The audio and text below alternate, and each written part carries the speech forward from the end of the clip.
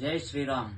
ప్రియ భగవద్ బంధువులారా, అందరికీ ఆ దేవుని ఆశీస్సులు కలగాలని కోరుకుంటూ ఆధ్యాత్మిక విషయాలు ఛానల్కు తిరిగి మళ్ళీ స్వాగతం.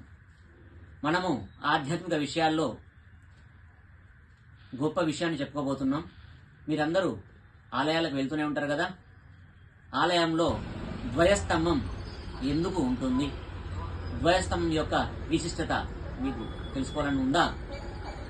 మీరు ద్వయస్తంభం యొక్క విశిష్టత అనుకుంటే వెంటనే మా ఛానల్ని సబ్స్క్రైబ్ చేయండి.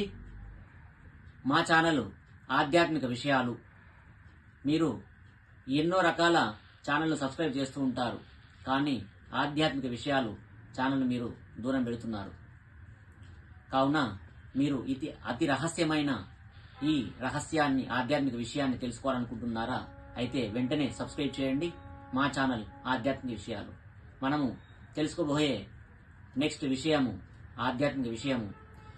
ఆలయంలో ద్వయస్తంభం ఎందుకు ఉంచుతారు, ద్వయస్తంభం యొక్క ప్రాముఖ్యత ఏమిటి అనే విషయాన్ని తెలుసుకోబోతున్నాము. వెంటనే సబ్స్క్రైబ్ చేయండి, లైక్ చేయండి, షేర్ చేయండి. జై శ్రీరామ్. ఉంటానండి. ఆధ్యాత్మిక విషయాలు ఛానల్లో మళ్ళీ కలుసుకుందాం.